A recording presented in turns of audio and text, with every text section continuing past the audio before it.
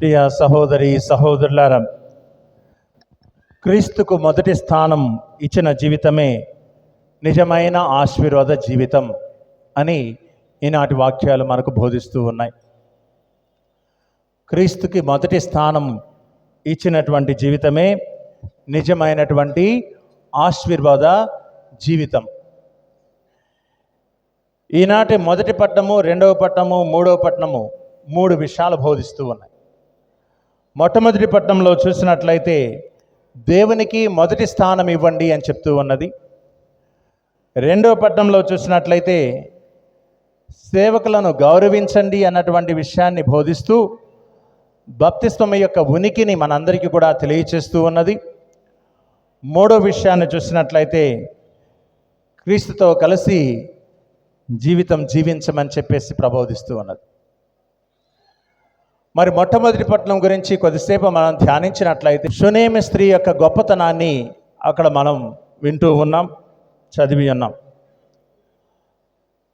ఘనురాలైనటువంటి షునేమి స్త్రీ, ఆమెకు అంత ఘనత, అంత గొప్పతనం ఎలా వచ్చింది అని మనం ధ్యానిస్తున్నట్లయితే రాజులకు రాసినటువంటి 2వ గ్రంథంలో 4వ అధ్యాయం 8వ వాక్యంలో చదివినట్లయితే, ఒకనాడు ఎలీషా షునేము నగరమునకు వెళ్ళగా అచ్చట వచించు ఒక సంపన్నురాలు అతనిని భోజనమునకు రమ్మని బలవంతం పెట్టెను. ఈ స్త్రీ ఆయన చూచింది, ఆయనకు ఆతిథ్యం ఇవ్వాలని ఆలోచించినది. అదేవిధంగా ఆతిథ్యం ఇవ్వాలనేటువంటి ఉద్దేశంతో ఆయనను తన యొక్క ఇంటికి ఆహ్వానించింది. ఆమె ఆతిథ్యం ఇవ్వటంలో ఘనురాలు అని చెప్పేసి అక్కడ మనకు తెలియజేస్తుంది. ఆమె యొక్క సంపన్నత, ధనము తన దగ్గర ఉన్నటువంటి ఆస్తిపాస్తులలో లేదు.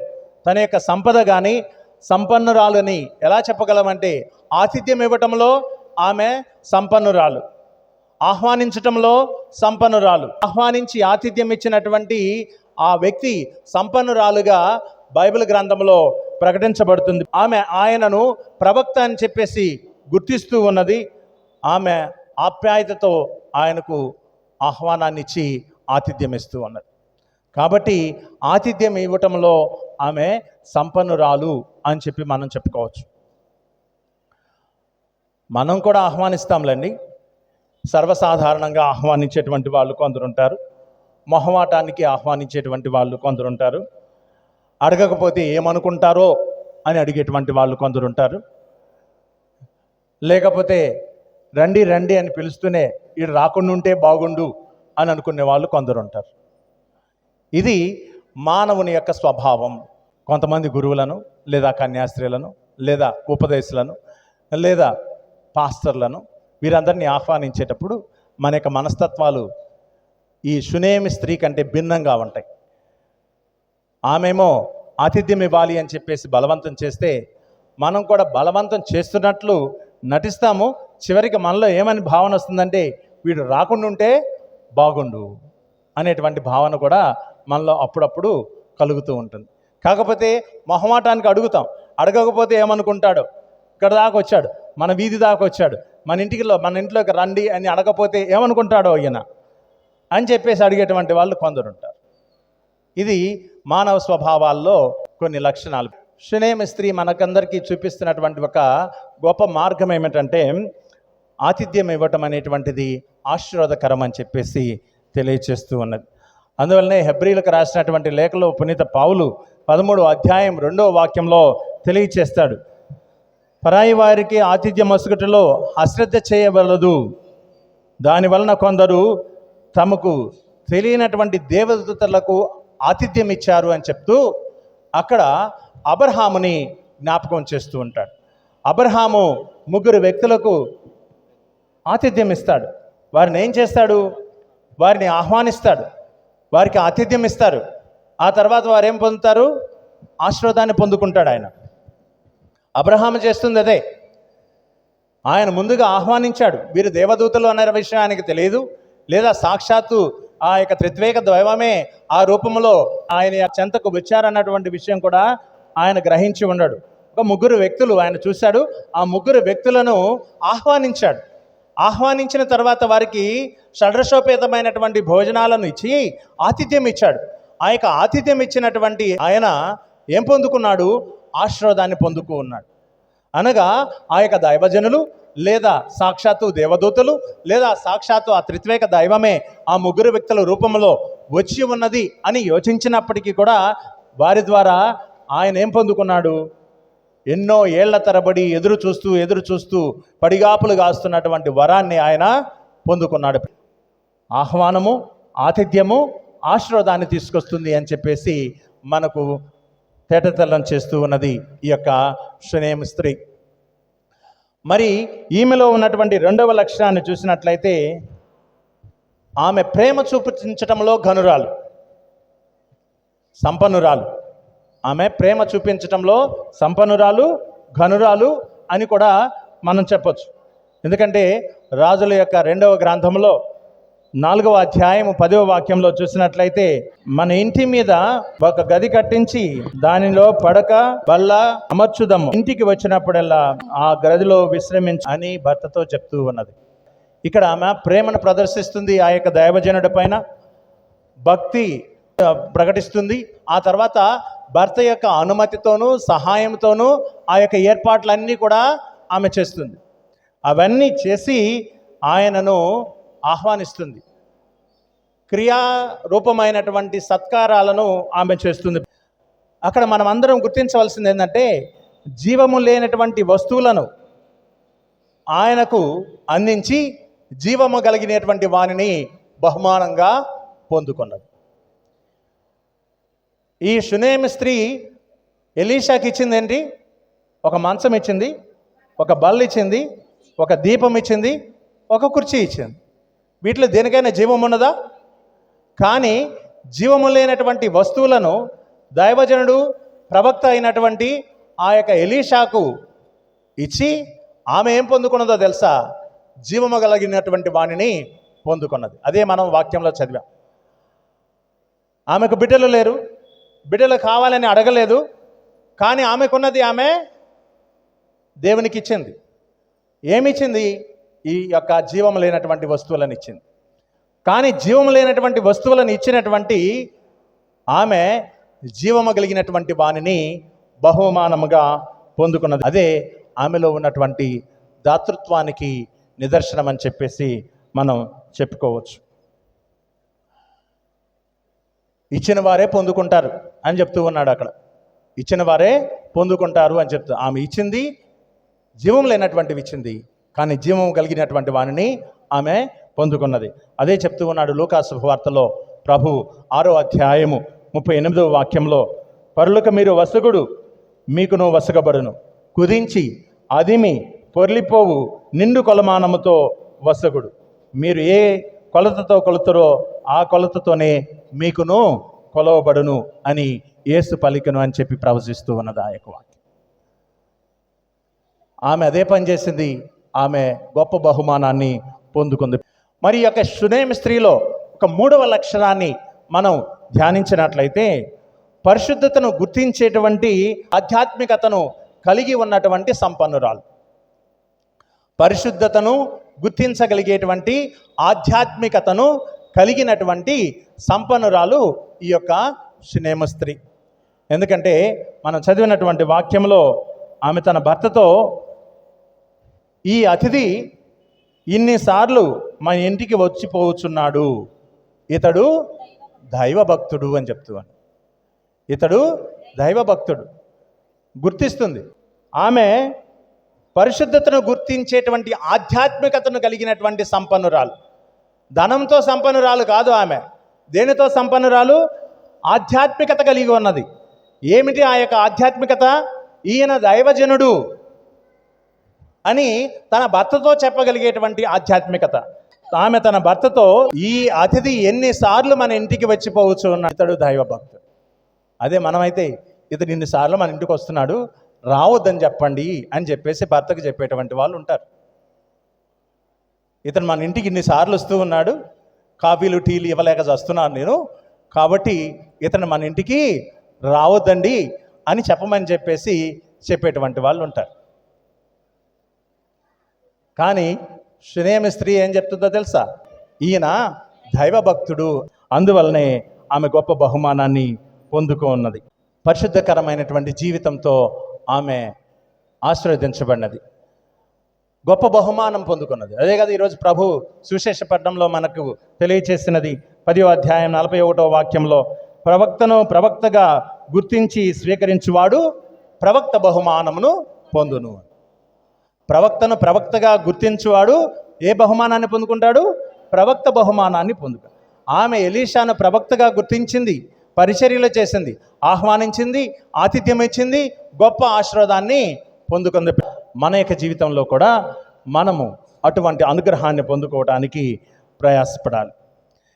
మరి ఈనాడు సువిశేష పట్టణంలో ఉన్నటువంటి విషయాలను మనము ధ్యానించినట్లయితే, ప్రేమలన్నిటికంటే కూడా దేవుని ప్రేమ మొదటి స్థానంలో ఉండాలి అని చెప్తూ ఉన్నాడు.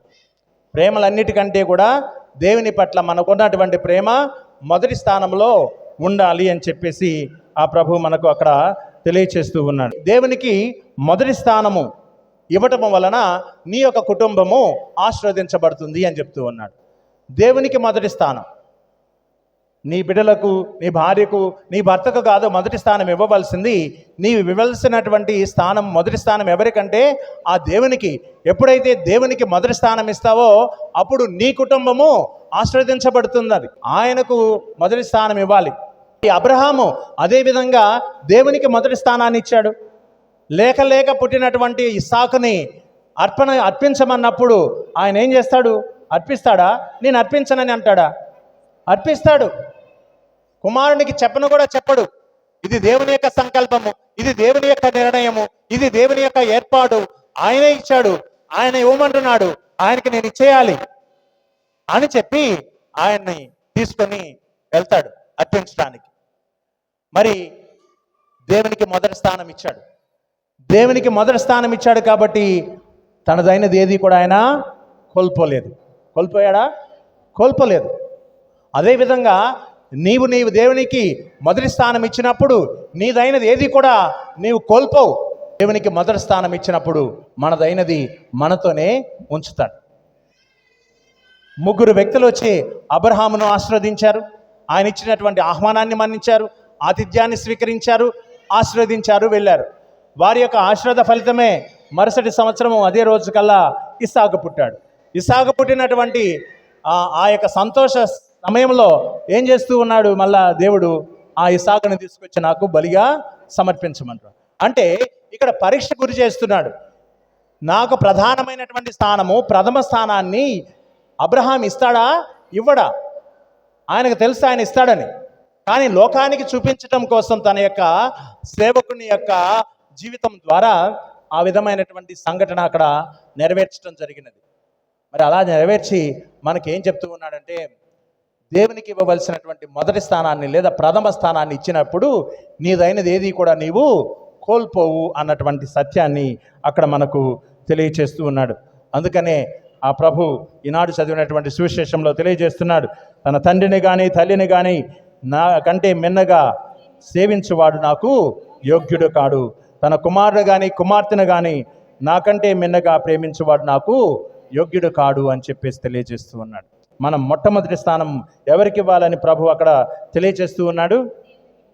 దేవునికి. మన యొక్క జీవితంలో, మన యొక్క నిర్ణయాలలో, మన యొక్క ఆలోచనలలో, మన యొక్క కుటుంబంలో, మన యొక్క సేవలో ఆయన యొక్క చిత్తానికి ప్రథమమైనటువంటి స్థానాన్ని కల్పించమని ఆ ప్రభు మనకు ఈనాటి వాక్యం ద్వారా తెలియచేస్తూ ఉన్నాడు. మరి దేవునికి మొదటి స్థానం ఇస్తే నీకేమవుతుంది? ఆలోచించండి.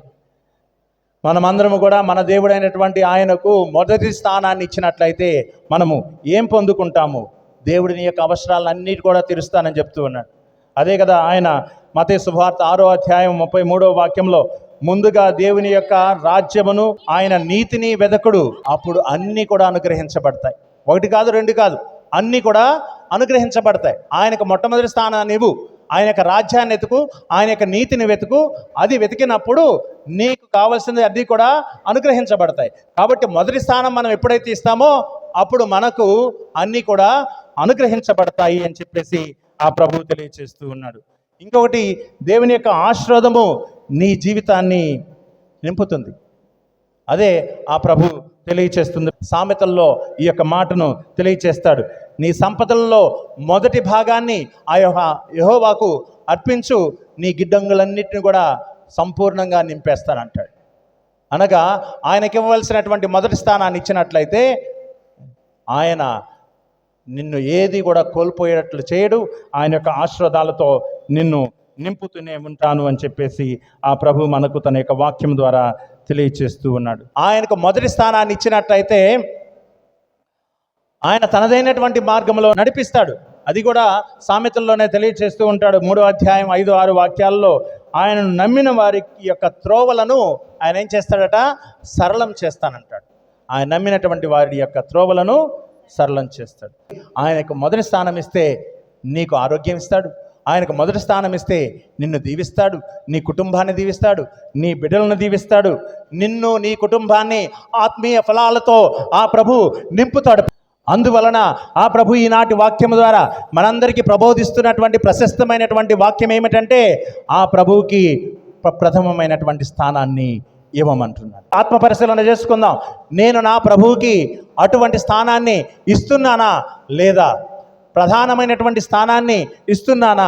మొదటి స్థానాన్ని నా ప్రభువుకి నేను కల్పిస్తున్నానా లేదా అని చెప్పేసి ఆత్మ పరిశీలన చేసుకుందాం. ఆ ప్రభు అంటున్నాడు, నీ యొక్క సిలువను ఎత్తుకొని నన్ను వెంబడించమంటున్నాడు. సిలువను ఎత్తుకోవడం అంటే ఏంటి? ఆ ప్రభు ఎత్తుకున్నట్లు ఆ కొమ్మలను భుజాల మీద ఎత్తుకోవడం కాదు. క్షమించడం నీ యొక్క సిలువ ఎత్తుకోవడం. క్షమించను అనుకున్నటువంటి వాడిని క్షమించడం కూడా సిలువను ఎత్తుకోవడం. నిజాయితీగా జీవించడం సిలువను ఎత్తుకోవడం. ఆపదలో ఉన్నవాడిని ఆదుకోవడం సిలువను ఎత్తుకోవడం. ఇతరులకు సేవ చేయడం సిలువను ఎత్తుకోవడం. దేవుని యొక్క చిత్తాన్ని అంగీకరించడం సిలువను ఎత్తుకోవడం. ఇది సిలువను ఎత్తుకోమంటున్నది ఆ ప్రభు. ప్రతిదినము కూడా నీ యొక్క సిలువను ఎత్తుకుని నన్ను వెంబడించమంటే ప్రతిరోజు నువ్వు గొడవ పడుతున్నావు. నీ భర్తతోటో, నీ భార్యతోటో, నీ బిడ్డలతోటో, లేదా చుట్టుప్రక్కల వాళ్ళతోటో నువ్వు గొడవ పడుతున్నావు. క్షమించు. అలా క్షమించటము నీ యొక్క సిలువను ఎత్తుకొని నన్ను వెంబడించిన వాడు అవుతావు అని చెప్పి తెలియజేస్తూ ఉన్నాడు. అందువల్లనే ఆ ప్రభు నీ యొక్క సిలువను ఎత్తుకొని నన్ను వెంబడించకపోతే నీవు నా యొక్క శిష్యుడవు కానే కావు, నాకు యోగ్యుడవు కానే కావు అని చెప్పేసి ఆ ప్రభు మనకు తెలియచేస్తూ ఉన్నాడు. 2వ పట్టణం ప్రభు చక్కని వాక్యాన్ని వినిపిస్తూ క్రొత్త జీవితం జీవించమంటున్నాడు. జ్ఞానస్థానము లేదా బాప్తిస్మము మనకు క్రొత్త జీవితాన్ని ఇస్తుంది. అది ఒక క్రొత్త ప్రారంభం అవ్వాలి. చాడీలు చెప్పడం వదిలివేయడం కూడా కొత్త జీవితం కదా. తాగుడు లేదా ధూమపానం మానివేయటం కూడా కొత్త జీవితం కదా. ఇవన్నీ కూడా చేయమంటున్నాడు. జ్ఞానస్థానం పొందడం అంటే నీటిలో మునగటం ఒకటే కాదు. చాలామంది నీటిలో మునిగితే నా పాపాలన్నీ పోయాయని కాదు. దేవుని యొక్క వాక్యానికి అనుగుణంగా మనం జీవించినప్పుడే ఆ యొక్క జ్ఞానస్థాన ఫలాలు అనేటువంటివి మనకు ఆపాదించబడతాయి, అనుగ్రహించబడతాయి.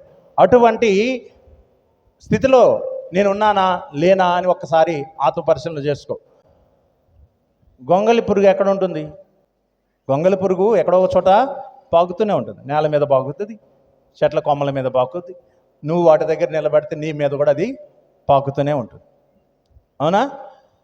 అదే జీవి చితాకొక చిలుకైతే అన్ని ప్రాంతాలకు ఎగురుతూ ఉంది కదా. అది కొత్త జీవితం. అనగా గొంగళి పురుగు అనేటువంటి పాత జీవితాన్ని వదిలివేసి చీతాకొక చిలుక అనేటువంటి ఒక నూతన జీవితాన్ని అది పొందుకున్నది, ఆహ్లాదంగా జీవిస్తుంది. పాత జీవితానికి మనం స్వస్తి చెప్తే ఈ యొక్క జ్ఞానస్థాన ఫలాలు అనేటువంటివి మనకు ఆపాదించబడతాయి. ఆ జ్ఞానస్థాన ఫలాలు మనం పొందుకుంటాం కాబట్టి మనం కూడా సంతోషంగా ఆహ్లాదంగా జీవించవచ్చు. ప్రియ సహోదరి సహోదరులారా, చివరిగా ప్రభు ఒక మాట చెప్తూ ఉన్నాడు, రుక్కెడు నీరివ్వండి అని చెప్తున్నాడు. పెద్ద పెద్ద పనులు చేయమంటం లేదు, ప్రేమతో చిన్న చిన్న పనులు చేయమంటున్నాడు. దాహంగా ఉన్నటువంటి వానికి దాహం ఇస్తేనే దాని యొక్క బహుమానం నీకు వస్తుంది అని చెప్తూ ఉన్నాడు. ఆకలిగా ఉన్న వానికి ఆహారం ఇస్తే దాని యొక్క బహుమానం నీకు తప్పనిసరిగా వసగబడుతుంది అని చెప్తూ ఉన్నాడు. ఒక రోగిని పరామర్శించినప్పుడు దాని యొక్క బహుమానం నీకు ఇవ్వబడుతుంది అని చెప్తూ ఉన్నాడు. బాధల్లో ఉన్నటువంటి వారికి కాస్త పరామర్శను ఓదార్పును కలుగజేసినప్పుడు దాని యొక్క బహుమానం కూడా నీకు వసగబడుతుంది అంటున్నాడు. ఏదో కోల్పోయినటువంటి వాటిని అన్నీ బిగించుకొని ఉండకుండా కాస్త చిరునవ్వుతో పలకరిస్తే దాని యొక్క బహుమానం కూడా నీకు ఇవ్వబడుతుంది అని చెప్పేసి ఆ ప్రభు తన యొక్క వాక్యం ద్వారా తెలియజేస్తున్నాడు. మనం ఒక కుటుంబంలో ఉంటామా, ఏదో కోల్పోయినట్లు అన్నీ కూడా ఇక మన జీవితమే నాశనమైనట్టు పెడతారు మొక్కలన్నీ కూడా. అప్పుడప్పుడు గుళ్ళోకి వస్తాము, దేవుని దగ్గరికి వస్తాము, దేవుని యొక్క ఆశీర్వాదం పొందుకోవాలని కోరుకుంటాము. కానీ ఆయన చూస్తే ఏదో నా జీవితం అంతా కోల్పోయి ఇక్కడికి వచ్చి కూర్చున్నాను అట్లా అనిపిస్తాం. అరే ఆ సన్నిధికి వచ్చాం, జీవితం పొందడానికే వచ్చాం, అనుగ్రహాన్ని పొందడానికే వచ్చాం, అయ్యో దైవాశీస్సులు పొందడానికే వచ్చాం, దేవుని యొక్క కృపను పొందడానికే మనము వచ్చాం అని చెప్పి విశ్వసిస్తూ జీవించమని చెప్తూ ఉన్నాడు. కాబట్టి ఇప్పుడు ఈ సహోదరి సహోదరులారా, సునేమి స్త్రీలాగా దేవునికి మొదటి స్థానం ఇస్తూ దైవజనులను గౌరవించుదాం. రెండవదిగా యేసుక్రీస్తుని జీవితంలో మొదటి స్థానాన్ని ఆయనకు మనం కల్పించి జీవించుదాం. జ్ఞానస్థానం ద్వారా వచ్చేటువంటి ఫలాలతో నూతన జీవితాన్ని జీవించడానికి ప్రయాసపడదాం. అలా చేసినప్పుడు నీ కుటుంబము ఆశీర్వదించబడుతుంది, నీ యొక్క విశ్వాసము బలపడుతుంది, దేవుని యొక్క చిత్తము నీ అందు నెరవేరుతుంది. పిత, పుత్ర, పవిత్రాత్మ నామమున ఆమేన్.